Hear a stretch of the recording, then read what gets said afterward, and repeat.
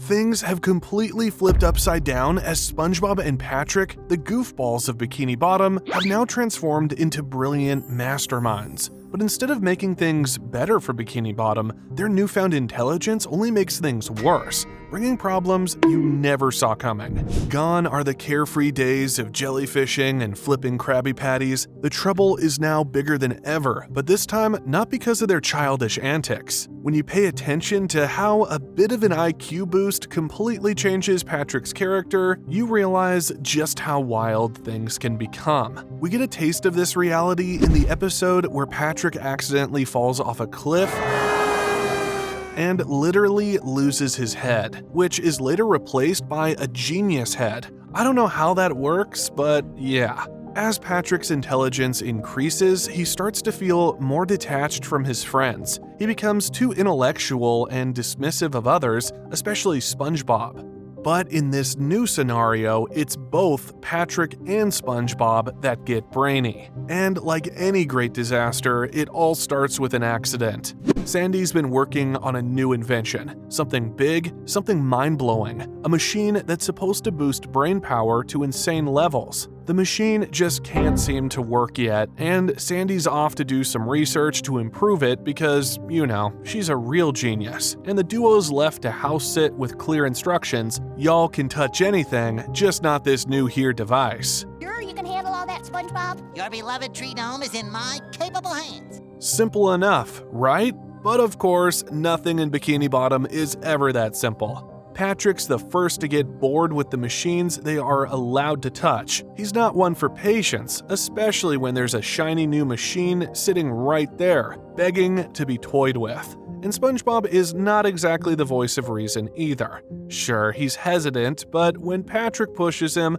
convincing him that nothing could go wrong, SpongeBob folds. Okay, Patrick, I insist. From now on, you must stick to me as closely as possible. Besides, there's that little voice in the back of his head that's always wanted to touch the machine anyway. A few "what does this button do" moments later, the machine powers up. And it's working. But they don't know it yet. Not immediately. At first, they're just having fun, too busy cracking jokes and playing around to notice the effects. The machine doesn't just boost their intelligence, it supercharges them. Their minds race, their thoughts quicken, their ideas multiply, and it's all happening fast. They don't realize how much they've changed until the idea of fun starts shifting. What used to be simple fun, goofing around, chasing jellyfish, now becomes unfulfilling, boring. Now, with their newfound brilliance, they find more fun in improving things. First, it's Sandy's inventions. They can't just leave them alone. They have to make them better, faster, more efficient. In the blink of an eye, they've upgraded every gadget, every contraption in Sandy's lab. But soon, even that loses its charm. They've mastered her inventions, so now they need a bigger challenge. At this point, they start feeling a little too confident for their own good, and everything they touch turns into a nightmare. It starts with SpongeBob. He is no longer content with making regular Krabby Patties, and he has created a new patty formula optimized for the most health benefits. He builds machines to cook them faster and with precise measurements of each healthy ingredient. And so, instead of a crispy, delicious patty, he ends up creating an unrecognizable burger that promises to be about as tasty as a paracetamol every single time. People eat it and feel healthier almost immediately, but the joy is gone. The indulgence of the old Krabby Patty is replaced by this superior version that leaves them hollow. Something is off, but no one can quite place it, not yet. Meanwhile, Patrick, after a sudden burst of deep self-reflection, has decided to run for mayor. He has all the knowledge of politics he needs, so why not? He pitches his radical idea, a town-wide overhaul. We'll automate everything so we can all focus on learning and growing. We'll be the best versions of ourselves. He introduces mandatory weekly learning sessions on science, art, and philosophy. He proposes a new system for the workday, 4 hours of focused work in focus zones, followed by 2 hours of rest or creative refreshment as he would call it, and then 2 hours of productive play for mental stimulation. Soon after, Patrick is elected mayor. He sets up other laws like the Bikini Bottom Health Initiative. every citizen must get a physical checkup every 6 months, and SpongeBob's medicinal patties are now mandatory, at least twice a day for everyone. Mr. Krabs, ever the opportunist, jumps on board, charging top dollar for the new health-conscious menu items. SpongeBob is his right-hand inventor, and he's pitching in to transform Bikini Bottom into a model of productivity. He rolls out silly invention after silly invention. Beds that flip you out of bed as soon as the alarm rings, smart shoes that automatically walk to where you need to be. It's all about efficiency and maximizing potential. But then something begins to shift. The streets of Bikini Bottom, once full of life, grow quieter. People spend their days in focus zones or attending the mandatory learning sessions. The Krusty Krab is no longer a place of laughter and community. It's a factory of health-conscious meals with SpongeBob's tasteless patties as the only option. People are healthier, yes, but they're also more robotic and more predictable. Bikini Bottom has lost something crucial: the chaos, the joy, the unpredictability. Patrick and SpongeBob's dream of a perfect, disciplined town is becoming a soulless machine. There's no room for spontaneity.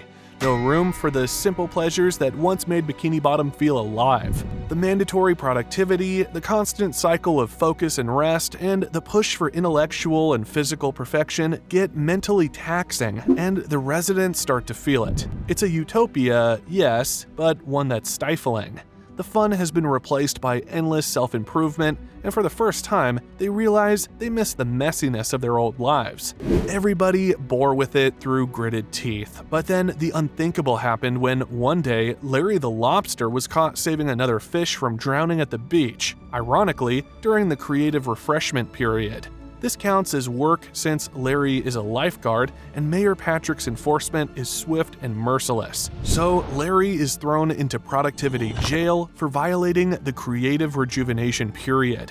Larry's very valid appeal to Mayor Patrick falls on deaf ears. After all, a law is a law, and the workers of Bikini Bottom, who were once fully invested in the laws, now start to resent Patrick and SpongeBob, who believe that everything they are doing is for the good of Bikini Bottom. Meanwhile, the Krusty Krab begins to lose customers. People come in for the health benefits, but leave with full stomachs and empty souls. "I feel so healthy," one customer says, though she looks distinctly unsatisfied.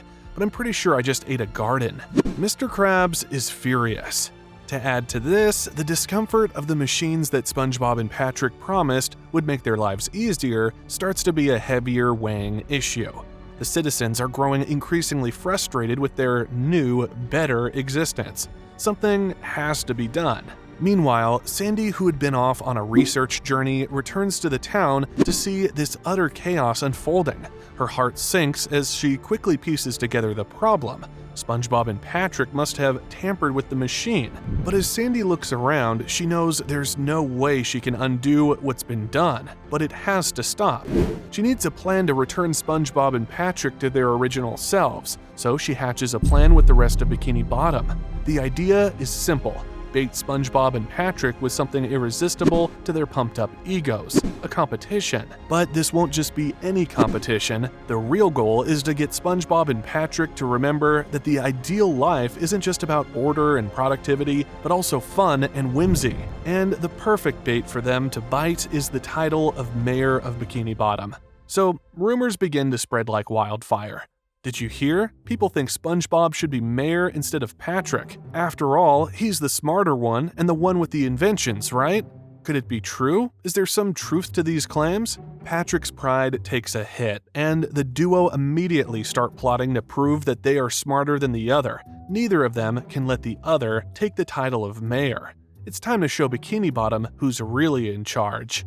The citizens of Bikini Bottom, fully aware of the tension between SpongeBob and Patrick, stir the pot by now suggesting a competition to settle the matter once and for all. "Why don't we settle this once and for all," says Squidward, stepping forward. "Let's have a challenge, a real test to see who's the smartest, and who better than Sandy to put the two of you to a test." "We can make it a challenge for the role of mayor," adds Mrs. Puff, eager to fan the flames of the rivalry. A true test of intellect, skills, and leadership. Only the most brilliant minds should hold such an important position.